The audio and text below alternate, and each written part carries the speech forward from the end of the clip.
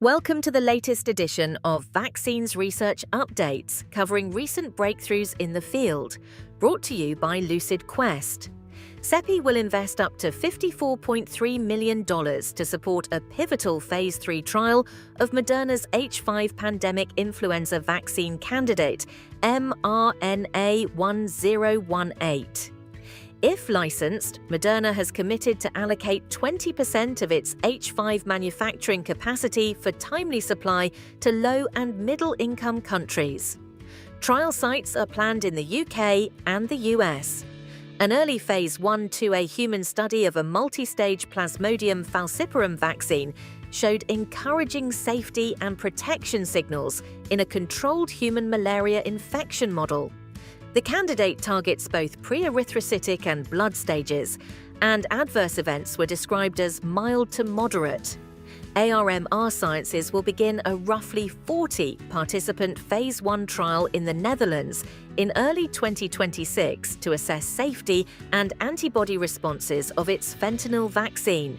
The vaccine uses a fentanyl hapten conjugated to CRM197 with DMLT adjuvant, designed to block fentanyl at the blood-brain barrier.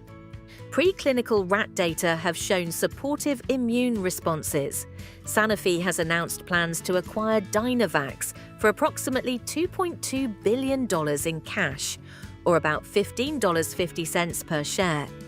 The acquisition adds HEPLISAV-B, an approved adult hepatitis B vaccine, and Z1018, an experimental shingles candidate that has shown early immune signals compared with Shingrix. The deal is expected to close in the first quarter of 2026.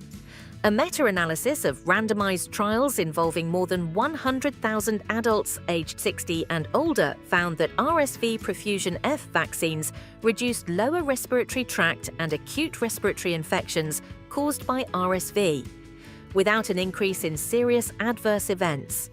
Study heterogeneity improved after exclusion of an outlier trial, strengthening the findings' consistency.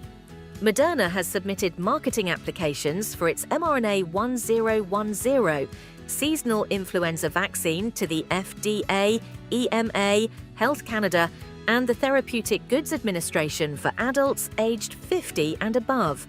The filings are based on Phase 3 data showing a relative vaccine efficacy of 26.6% and a favorable tolerability profile.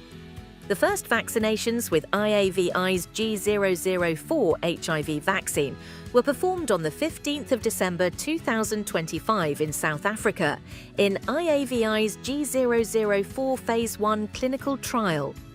The 96-participant dose escalation study evaluates sequential mRNA immunogens designed to elicit broadly neutralizing antibody precursors. The study is conducted at 6 South African sites using immunogens developed by IAVI and Scripps Research, delivered via Moderna's mRNA platform. Bayer has filed lawsuits in Delaware and New Jersey against Pfizer, BioNTech, Moderna, and Johnson & Johnson, alleging misuse of its Monsanto-derived mRNA stabilizing technology. The company is seeking damages, but has not requested to halt vaccine manufacturing or sales.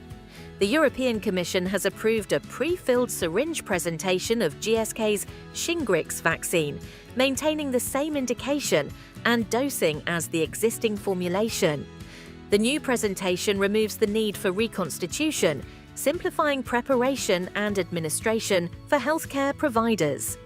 Dr. Reddy's Laboratories has announced the launch of Hevaxin, a recombinant hepatitis E vaccine approved by India's Drugs Controller General for adults aged 18 to 65.